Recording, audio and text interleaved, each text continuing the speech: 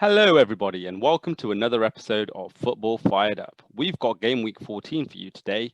We'll be looking at the results, discussing what's happened. We'll be looking at the predictions that Azad and myself made, and we'll be having a little quiz.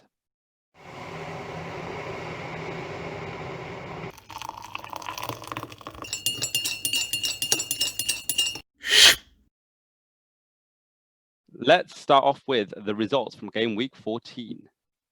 Crystal Palace 0, Liverpool 7, Southampton 0, Manchester City 1, Everton 2, Arsenal 1, Newcastle United 1, Fulham 1, Brighton 1, Sheffield United 1, Spurs 0, Leicester City 2, Manchester United 6, Leeds United 2, West Brom 0, Aston Villa 3, Burnley 2, Wolves 1, Chelsea 3, West Ham United 0.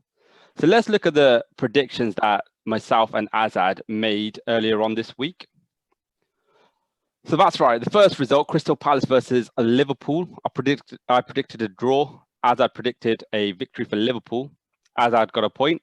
Azad, what have you got to say about that performance? Well, Liverpool just too good for Palace. I did say they're going to win by the odd goal, but they won by 7. So it was a freak performance. Palace are a good team, especially at Selhurst Park. What I've noticed about that game, whilst watching it, was Jordan Henderson, how much effort he puts in during that game, allowing his fullbacks to go forward. A very intelligent player, very selfless as well. You can just imagine Jordan Henderson on a night out. All right, boys, you go for it. I'll hang back. But yeah, that's what the type of character he is. However, with Liverpool's attack, oh my God, Mohamed Salah, Roberto Firmino, Mane, they got Jota, he's out injured, unstoppable at the moment. But highlight of that game, I would say Jordan Henderson, when he first came into the scene at Sunderland, and when he got signed for Liverpool, I was laughing. But 7 years on, Liverpool got a very good player. Yeah, no, I agree with you. Fantastic performance from Liverpool. Quite a few quality goals. And for the first time ever, I think it was 7 different assist makers in the game. So a great performance from Liverpool. We'll move on. Southampton versus Manchester City. I think we both predicted a City win, and we were both right. What have you got to make about that game, Azad? Yeah, no, it was a very close game. Southampton fought hard. You can see the big difference between Southampton of last year with Southampton of this year. They're very much organised. Ralph Hasenhüttl has got his own team now. However, I want to talk about Kevin De Bruyne. He made those chances. He came onto the right-hand side, crossed that ball in, and Raheem Sterling pulled out. What a movement. You can see how much of an improvement Raheem Sterling's been under Pep Guardiola or Fordiola, what you say. But yeah, it's a great, they're great combination. But what I'm going to say about Southampton, I'm very worried about him. Danny Ings now being out injured, potentially with a hamstring injury. Let's hope he's not on the sideline for too long. Last time he was, Southampton didn't do very well. When he came back, he scored on his return against Brighton. But we'll see how they go from there. But Southampton very well organised. They've matched them, and Ralph Hasenhüttl was really happy with that game. Although they lost, but he was happy with the performance. No, I've got nothing else really to add, apart from it looks like you're 2-1 up at this point. And then it would have gone to Everton versus Arsenal. So I predicted a victory and you predicted a draw. What have you got to make about that game? So I'm going to put Arsenal to one side for now. I'm going to talk about Everton. This shows that Everton's got a side A and B now. So on Saturday evening, it showed that Everton's got plan B. They can go 1-0 up and defend, and they defended very well. However, Arsenal were unlucky. They're not getting involved with the green. Arteta did say, based on his, I'm not sure what database he's using, but yeah, I know 7% chance he's going to lose against Tottenham. So I'm not sure what's happening. I think it's biased. However, I have noticed even watching tonight's game, Arsenal are just unlucky. They're not getting involved with the green, and they're a wounded animal at the moment, and teams are smelling blood and they're going for it. They're bleeding out. And they're going to want some of Arsenal, and this is a great chance to do it. But yeah, other than that, with Everton, I love the fact that Carlo Ancelotti is now giving them their side A and B. They can fight now. They can get those points a second. Actually, sorry, they're not second anymore. They were second on Saturday night. But yeah, it's absolutely fantastic from Everton, really. Yeah, I think a couple of weeks ago you mentioned about how Everton have dropped off, and I said, you know what, Carlo Ancelotti is a manager to be reckoned with, top quality manager. And you mentioned how, you know, he hasn't got the players like Kaká and whatnot. But I said, look, he's building a team here. And if you look at the performances recently, they're back up to 4th. So they're in a Champions League position right now. And apart from Aston Villa, I don't think, in terms of games in hand, nobody else could leapfrog them in that position. So, you know, potentially we've got a new team crashing the big six. And you wouldn't be surprised, just with the tactical nous that Ancelotti brings, if Everton did manage to sneak maybe even a Champions League position. I mean, it might be a bit too early to call, but let's see what happens by the end of the season. It's a long time coming. Long time. You know, it's been a long time. Yeah. So next game, Newcastle United versus Fulham, finishes a draw. I predicted a draw. You said, Newcastle, you know, they got too much. But what happened, mate? Yeah, but that own goal was a bit of a freak. There wasn't it, Shad? I think you would agree. It was going wide, but you know, Matt Ritchie can get away with it. Based on him. But I have to say, Newcastle were lucky with that penalty. That I'm not sure what was happening. Scotty Parker wasn't happy with VAR. I've read a news article saying that VAR's made all the games fairer, but actually it's made it worse as well. I think the referees are making decisions wrong, even with technology. I think it should just stick with goal line technology, VAR on offside, onside only, not when it's penalties. I think it should be ref by the referee on the pitch in real time. But it never should have been a penalty. 1-1's probably a fair result. Neither of the team deserved those 3 points, so a point each there. Nothing in terms of trending, no play outs stood out. Fair enough. Brighton versus Sheffield. So we dubbed this the big 6-pointer that you said you wasn't going to watch. I predicted Brighton, you predicted Sheffield, so obviously the result was going to be a draw. What have you got to make about this game? So I almost got that. I was 3 minutes away. I texted you when Sheffield United went 1-0 up, didn't I? So, but you know, Danny Welbeck is in your fantasy football league, Premier League team, and yeah, he got that goal. Good goal as well. We slated Danny Welbeck at the last week, and you know, he's probably heard this podcast. 100%. Danny Welbeck has tuned in, realised that he doesn't want to be Carlton Cole and he wants to be his own man, so he performed for us. But carry on. Absolutely, yeah. So, but yeah, he got his goal. But they're two poor teams, really. But what I could say about Sheffield United, they always got 3 points away. You know, it gives them hope, really. So, I mean, we'll see if they're going to come out fighting after Christmas. All the best of luck to them. Yeah, no, I agree with you. I think Brighton, this is definitely 2 points dropped. And if you look at the league table, Fulham are catching them up. Fulham are up to 10 points, Brighton are in 12. And if they're not going to be converting, if they're not going to be beating 10 men, and, you know, Lundstrom got sent off quite early on in that game, and they're at home, you know, it could end all in tears for Mr. Potter.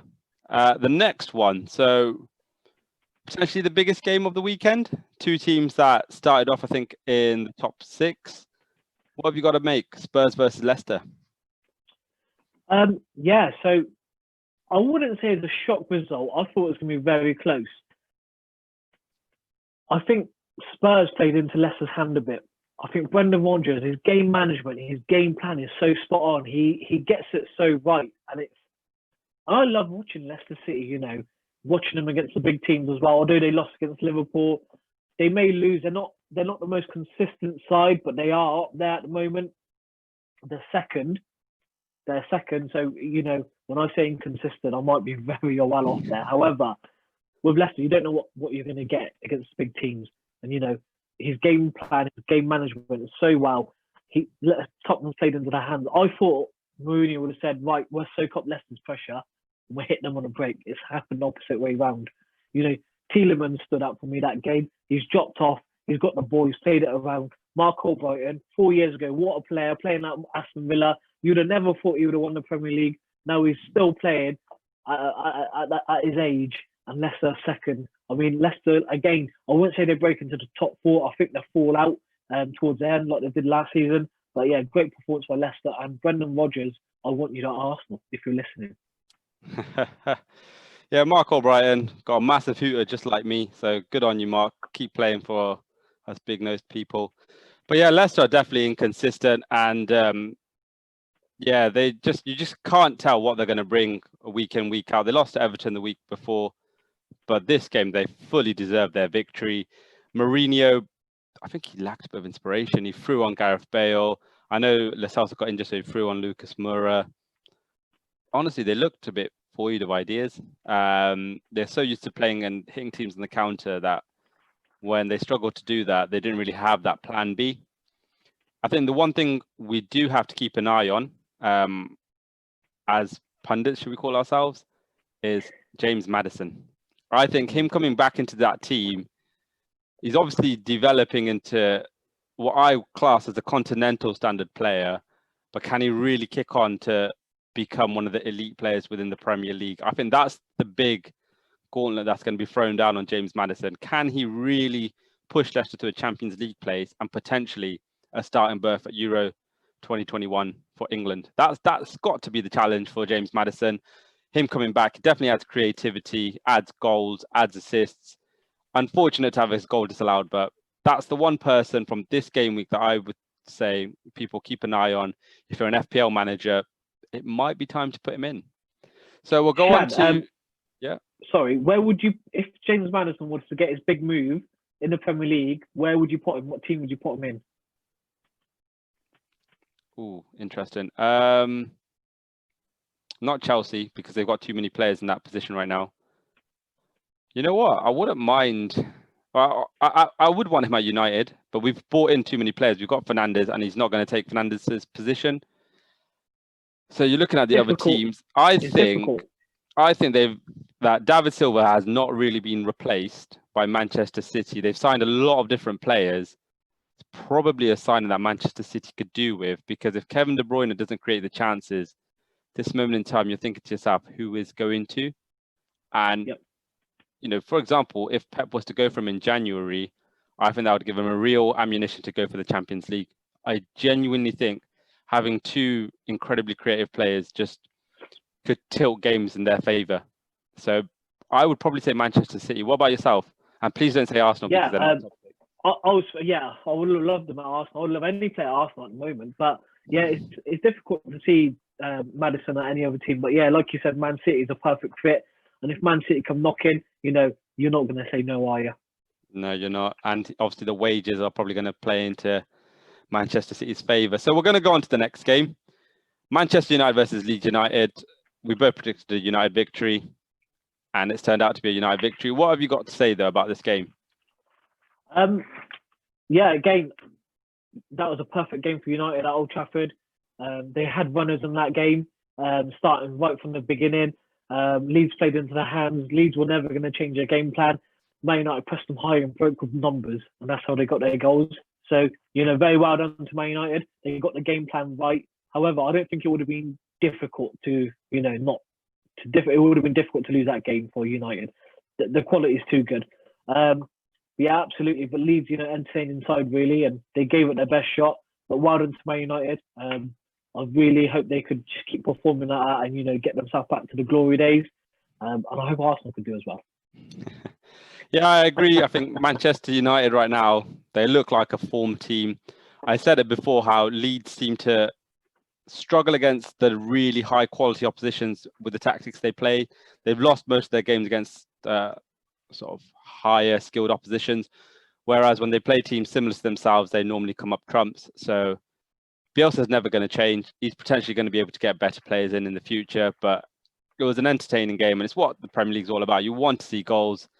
As for United, quite a few different players coming into form now. I think Martial played quite well. You're looking at Fernandes continuing his performance. You know, Rashford is a able runner all the time. But let's take a moment out to talk about Scott McTominay's performance. 2 goals. One of them was an absolute cracker. I think he got an assist on top. And he's always been a willing runner. And against teams like Leeds, you needed that. And I think without Scott McTominay, United they would have probably got the victory still, but they would have struggled to that victory.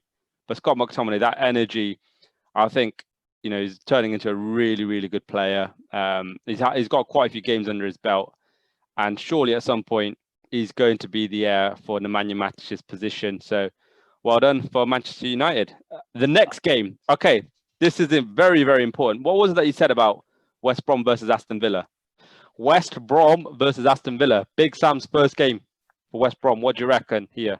It's going to be a West Brom win. I know that for a fact. I did say West Brom were going to win first game in charge of Big Sam. However, I just didn't consider how good Aston Villa will play and break the team down, which they did. They passed it and passed it and passed it. So, fair play to Aston Villa. They broke West Brom down towards the end and got those 2 extra goals. So, yeah, fair play. And I was completely wrong there. Yeah, no, that's very, very good. I did say Aston Villa victory. And it takes time for us. Even someone like Big Sam, it will take him time to get the training sessions into play. Quite a few games have come thick and fast. So West Brom, you're probably looking at mid-Jan before results turn. But great victory for Aston Villa. If we look in the league table, they're now up to 9th. They've got 2 games in hand. If they were to win both and United were to lose theirs, guess what position they'd go up to? Third. Second. And I think it's just such an impressive job done by Dean Smith. You've got to lay the plaudits to him, really. A team that was struggling, he's cemented their position last season, and the defense has really tightened up. That's another clean sheet, and it's away from home against a local rival. So, you can't say enough congratulations to that team. We're not going to talk about Jack Grealish this week, but they've got a few other goal scorers. And I think as a team, do you think they're probably the team that's playing up to the highest that they potentially can right now in terms of potential? I think so. They have got Anwar Ghazi. They got the new lad. They got the new lad up front from Brentford, Ollie Watkins. So it could be a well-rounded team, and they got John McGinn as well. He's a good runner, which I like. I enjoy watching him. But Jack Grealish, a great player. I have to touch on this, okay? So Jake Livermore, what do you think? Do you think he saw Jack Grealish and his hair and he thought, I'm going for him? I think so. 100%. Jake Livermore, I think he's done a few more challenges like this. And even when he was at Hull, he just wanted to, he's got this thing where he wants to show everyone he's the big man. He's got this attitude that I'm the big man, I'll do what I want. And he flies into challenges like that. And unfortunately, that's probably why he's struggling in his career as he is. He should have been, at a top team right now, but instead, he's at West Brom, and I think. But do you think he specifically targeted Grealish? Yeah, of course. Everyone knows Grealish is the man, but that tackle, you don't want to see it. I think it was a red. It was a close one. It was a close one in terms of the height, but yeah, he wasn't ever going to get the ball. That's the whole point. That's why I didn't like that challenge. So it was a red card. They're now going to miss their captain for 3 games. And like I said, you're probably looking at mid-January before Sam Allardyce can turn things around, if he can turn things around. Go to the next result. Burnley versus Wolves. We both predicted a stalemate. I think we both said 0-0 draw. I personally said that because Burnley let me down last week when I said that they were going to score against Villa. What have you got to say about that performance?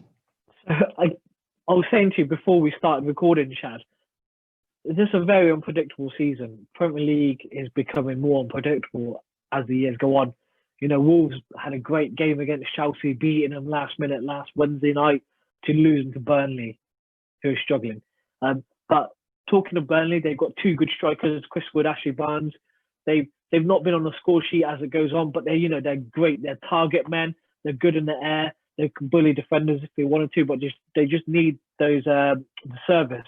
So hopefully Dwight McNeil could get that service as well as Brownhill. So Brownhill, 2 great strikes. I can see him putting some mad crosses into them. So we'll see if they can work on a training ground, see how they go in the next second part of the season. But yeah, very good victory for Burnley.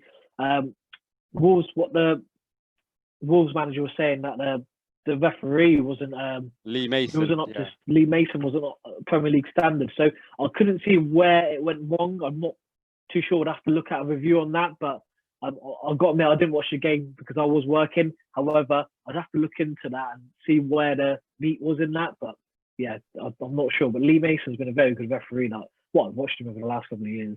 So That's right. So yeah, you look at that Burnley result. So they picked up, I think it is 5 points from their first 9 games of the season, and now they picked up 8 from the last 4. So what a turnaround from Sean Dyche.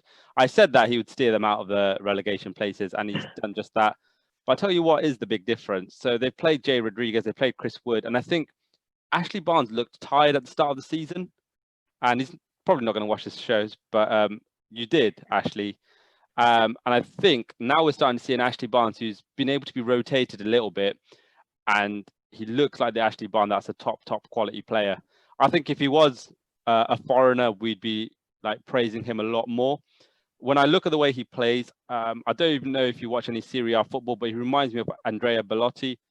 He's good in the air. He's good with the ball at his feet, brings other players into play. He's got a bit of pace about him as well.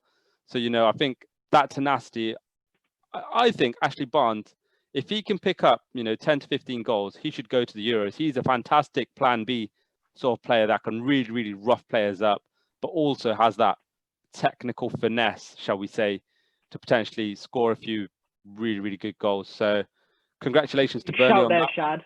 That's a big shout there. It's a big shout, but, he's been performing for quite a few seasons in a row now, and he keeps being overlooked, and it is because he plays for Burnley. If he was playing at a bigger club, he might have had an opportunity, but we'll move on. We've got one more result, Chelsea versus West Ham. I predicted a draw, you predicted West Ham, and you were very confident about this. So what happened? You said Moisey was going to do something. Yeah, I mean, it's one of those games really where Chelsea, you don't know what Chelsea is going to turn up. They've lost their last 2 games and they won this game. So Chelsea, I think they just had too much quality. West Ham, I think they were overconfident, I think. Like I was, went for the game a bit. They never had a shot on target though, which I was quite surprised about. However, Chelsea were just too good for them. Too much quality going forward, which, that especially that Tammy Abraham goal, he just snuck into the back.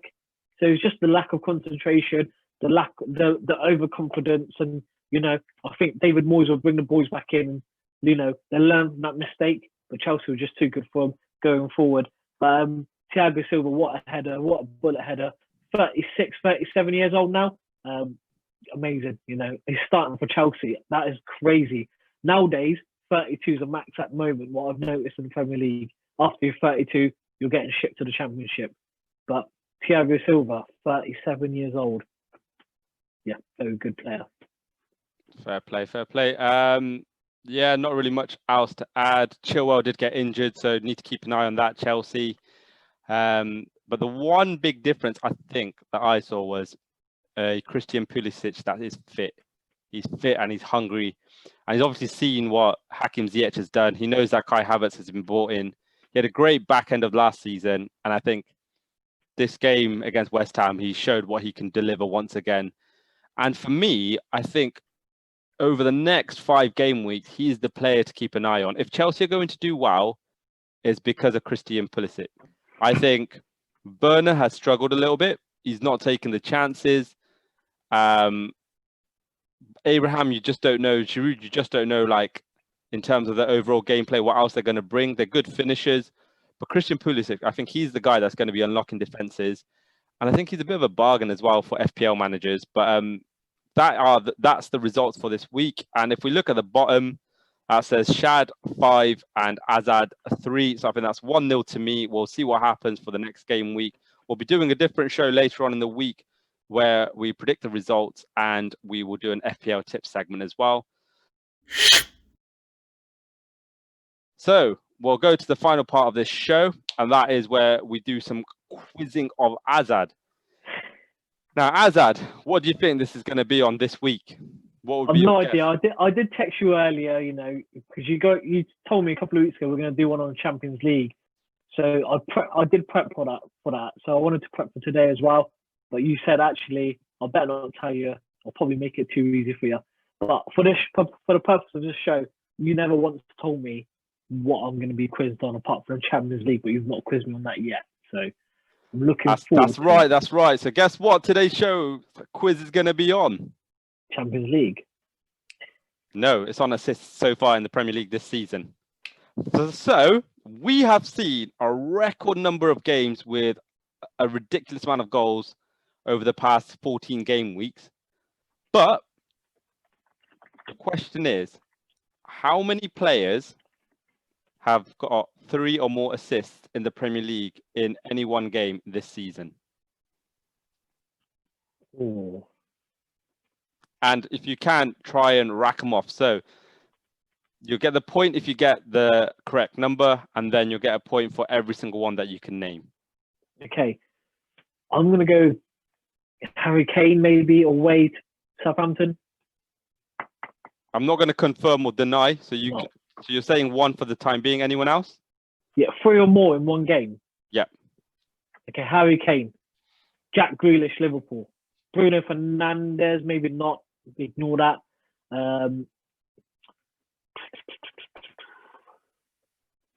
Trying to think of like teams that's been smashed or team that did the smashing.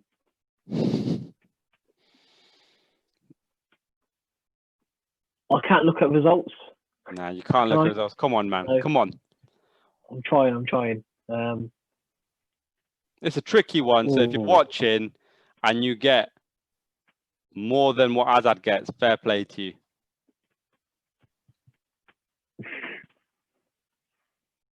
Andrew Robertson.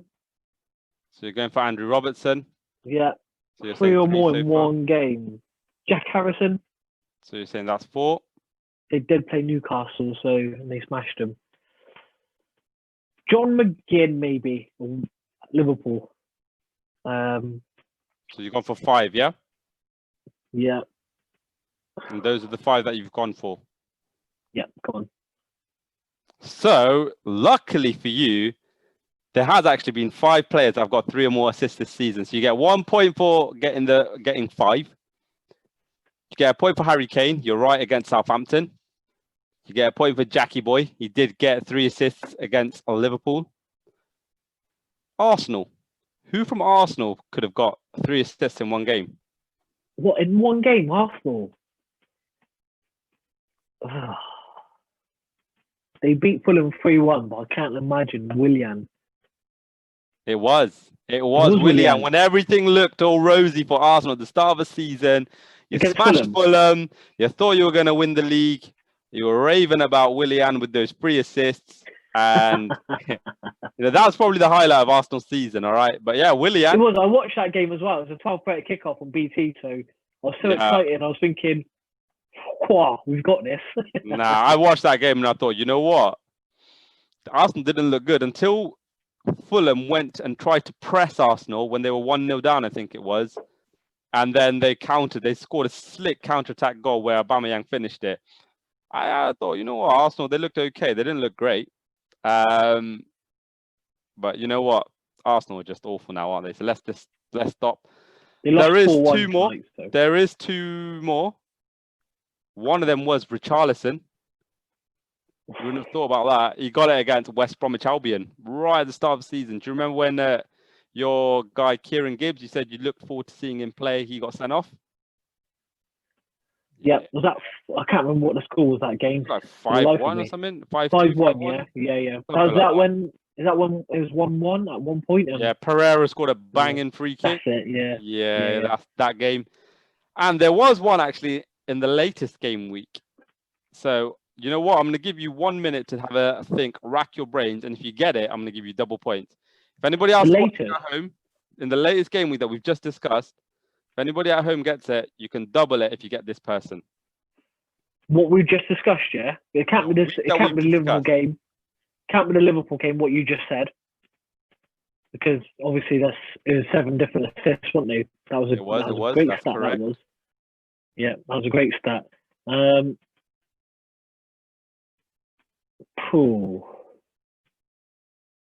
Just trying to think now what we just discussed, really. So have a looking at my notes, really.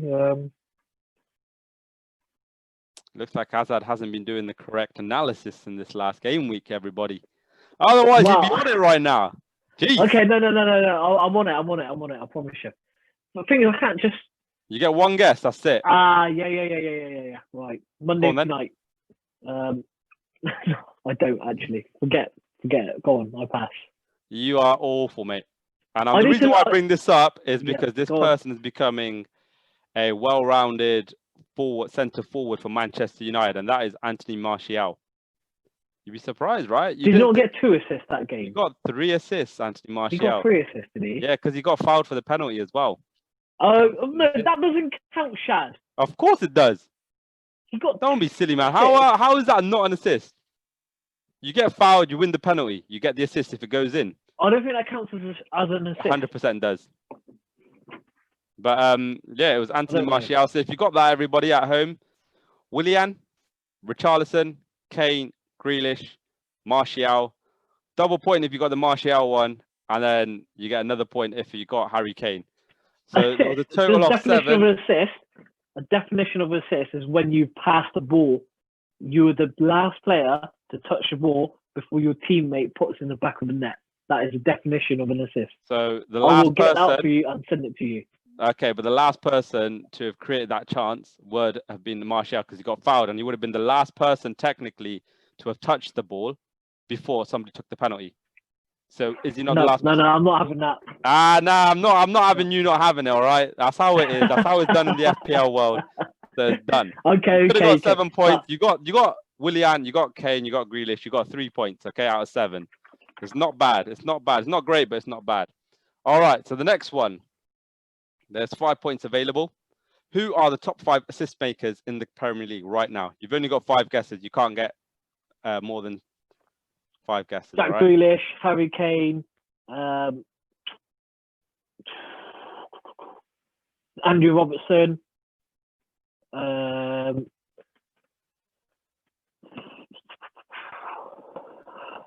I've got 3 so far. Well, you've named 3. You don't necessarily have got 3. No, not got 3. Harry Kane, Andrew Robertson, And Jack Grealish, you said so far. Jack Grealish. I'm bad at this. I started so well. You're awful at this. So well. Come on. Should we give him a countdown? You got 1 minute, mate. Go on. 1 minute. 1 minute. 1 minute.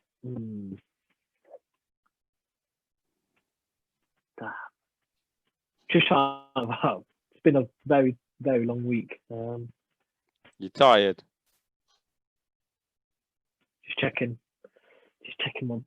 I don't know. Yeah, I'm not sure. You give up? Not. You still got 40 Bruyne, seconds. Obviously. Kevin De Bruyne. Yep. Okay. Yep.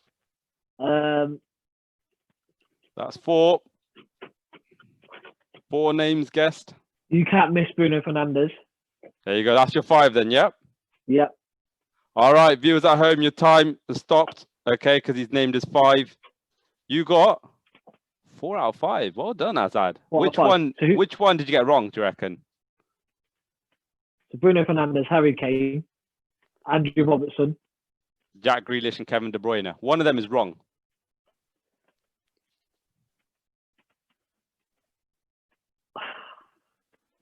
Don't want to say Kevin De Bruyne. Don't want to say definitely Andrew Robertson. Yeah, because of the crosses. Unstoppable. Kevin De Bruyne definitely not. Harry Kane definitely not. Bruno Fernandes definitely not. Jack Grealish. Thing is, he wins a lot of penalties. He won a penalty, but that didn't count as an assist. So that's what. No, the penalties count as an assist. Okay. Right. I don't know. I don't want to take a player out. Just which one? Let's take Jack Grealish out. Oh man, that's awful. Jack Grealish was on 8 assists. He's on 8. It was Andrew Robertson. Is it? How many is he on? Huh? How many is he on? I don't even know, mate. He's not in the top 5. That's all that matters. Okay. But you got 4 out of 5. The other person in the top 5, and this is quite a surprising one for me. I didn't realize Jamie Vardy. He's on 6 assists already this season. Considering the amount of goals he scores, obviously, it shows he brings a lot to that Leicester team, and they would probably struggle if they got injured. All right, the last question. This is a nice question. I think you'll enjoy this. In terms of creativity, which team is the only team to have 2 players in the top 10 for creativity in terms of producing goal-scoring opportunities for other players? Well, Tottenham players, Harry Kane and Son. It's not. No. What other two players? I know, like, sometimes you get assists, but in terms of actual opportunities. Everton. Lucas Digne and James Rodriguez. Nope. Oh, so this is based on the FPL's creativity charts. So this is why it might be a bit difficult. But these I don't follow that. Who creates a lot of chances? What team makes a ridiculous amount of chances? Liverpool. Okay, so it's not Liverpool. What other teams? Yeah. What team scores a lot of goals, makes a lot of chances in terms of the way they play football? All right, for a second, give you like 20 seconds to think about it. Which team plays really attacking football and makes a lot of chances? Give yourself 20 seconds.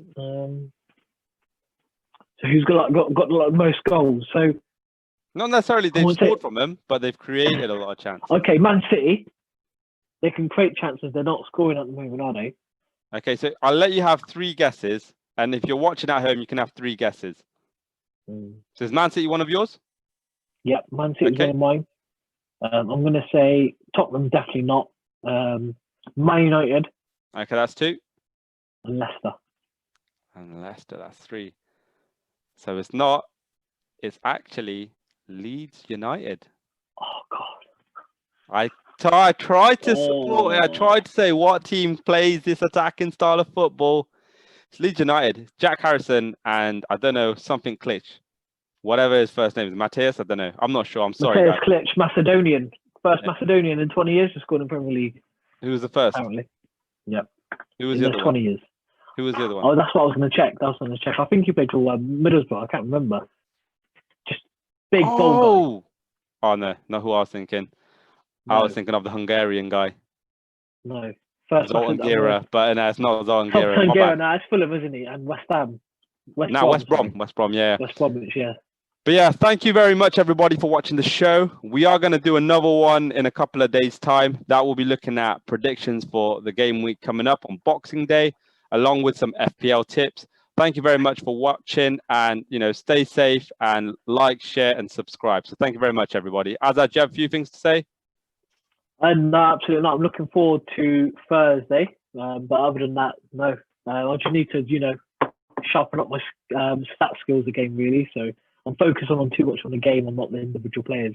That's it. And hopefully you'll be able to beat me, maybe finally. I know we've only had one game, but I don't think you're going to beat me at all. So we'll see what happens with predictions. All right. Catch you all later. Thank you very much, everybody. Take care.